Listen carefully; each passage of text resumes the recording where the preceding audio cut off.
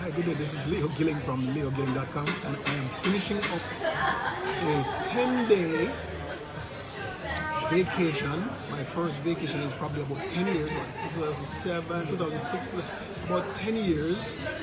And it's the first time I have been to Jamaica at Christmas for over 33 years. Shoot, I come here 4, 5, 6, 7 times a year because I love my Jamaica.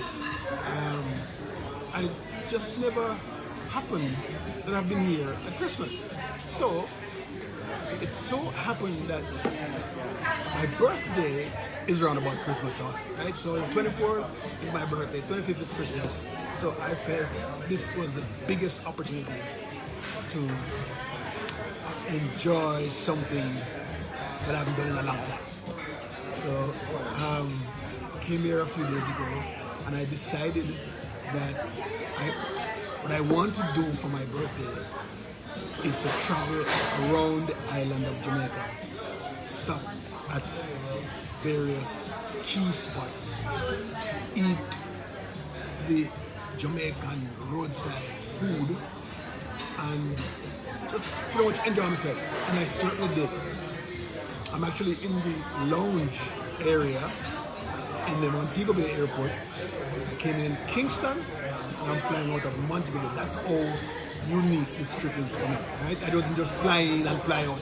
It's about enjoying Jamaica and enjoying it to the max because of my birthday and a Christmas, right? I don't know when I'm gonna get a chance to do this again, but it's been a great ride. Went from parish to parish, city to city, town to town, and watching the ocean on the other side. And I know that I've watched as all the videos that I've put up, over 23 of them so far, and I have about 5 or 6 more to go up. And I've seen how you have enjoyed it. It's probably I've had over, I think it's about 700,000 reaches and over 100,000 views on Facebook, and I'm enjoying knowing that you are enjoying it. So today is my bon voyage day, is that what they call it? From Jamaica back to Florida. And you know I come back to Jamaica, right? But it's just that this was a special moment and I enjoyed it. So someone decided that they're going to interview me today and ask me about my trip. So I don't know what it is that they want to ask me about, but please go ahead, be your guest, be my guest. Why did you decide to do this? Why did I decide to do this? It's been 33, I left Jamaica 33 years ago, right? And every year I have an excuse as to why I should come to Jamaica for Christmas, and I never did. There's always something going on. And then while I was on the flight coming here, I said, why don't I just make a trip out of this? You know, I can't sit down and relax on a vacation. There's no way in which I can go and just catch back, and cheer and say, that's my vacation. No, my vacation have to include some kind of activity, right? So I'm not tired going back, but I'm going to sleep anyway. But I decided that I am going to treat myself to a trip around the island, and that's all it is. It was no pre-planning, and there was no putting down on anything on paper as to where I'm going to stop or where I'm going to sleep. I just decided that I'm going to do that, and that's it. So you've had now 100,000 views, 700,000 reach. Yes. Did you expect that this would be so well received? No, I didn't, because I didn't plan it. I didn't plan to execute anything in a big way. I'm a junkie, a Facebook junkie, and I know that a lot of people follow me, and I know that they enjoy the other things that I've done. And so it was just a chance. I sent the first video up, and it was just about the water and the wind. And that went crazy in a few minutes, And so I realized that, okay, so let's do the other stuff. I'm sure that there are a lot of people in a foreign lands who have not been to Jamaica in a long time. So I decided that I'm just going to take it. Let's do it.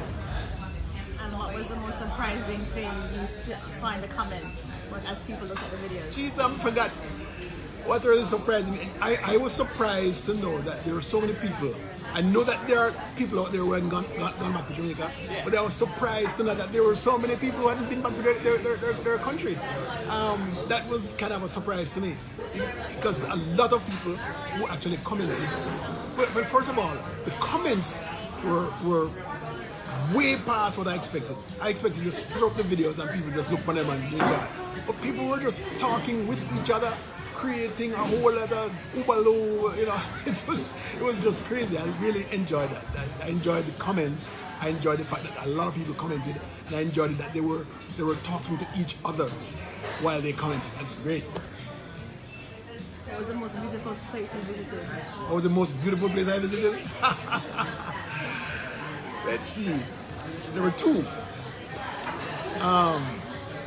Luna Sea Inn in Bluefields, Westmoreland.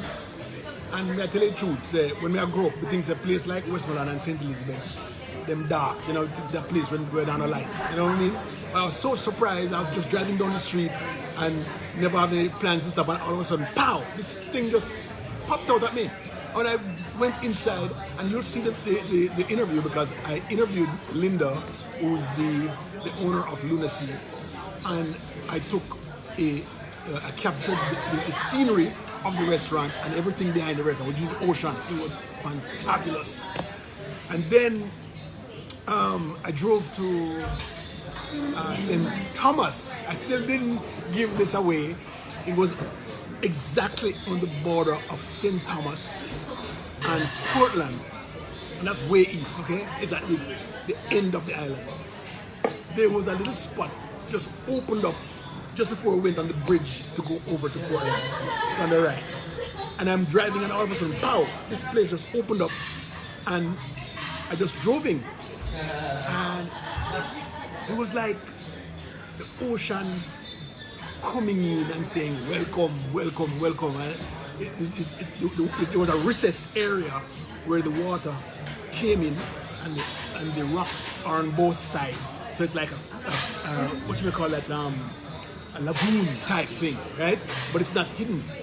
And then the river, there was a river coming from up in the mountains, and it ran all the way out into the ocean. So we were at the waters, the river's mouth, what we call river mouth. And then there was just a little trickle of water that's going out into the ocean. But you could see that if the ocean rises, that is going to put water back into that little culvert there. And it was really, really good. I mean, those are my two favorite spots, and I'll go back to them. I'd like to go back and go for a picnic. I was actually looking over, and people may not know the place name, but it's right on the border of Portland and St. Thomas, right? And I was actually up on a ledge looking down at it. It was beautiful. It was really, really nice. Those are my two favorite places. So now that it's over, and you've shared this vacation with everybody, what are you hoping people will get from it? I want people to come home, come enjoy, and stop saying, listen, people, if you just turn the camera over there, so look, turn the camera over there, and look, and then turn it back to me now. Alright? Turn it back to me now. People are come to Jamaica, come enjoy themselves, spend money, and then have no problem with no damn crime business, okay? Now stop telling me about crime in Jamaica. Stop telling me about crime in Jamaica. There's your yard, okay? And when we wake up in Florida, me see, as soon as we wake up morning time, is gunshot there so, killing there so, stabbing there so. What's the difference between up there and down here? It makes no difference to me. Alright? So all you have to do is make sure that you don't get involved in it. Don't put yourself in situations that you can't come out of. Alright? So when you come, be prepared to execute the same type of security that you execute when you're in your yard as you do here. That's it. Any foreign land that you go to, anywhere you go, hold your pocket, hold your wallet tight by your pocket. That's it. That's it. And just go about your business and enjoy Jamaica. Jamaica is a fabulous place to be.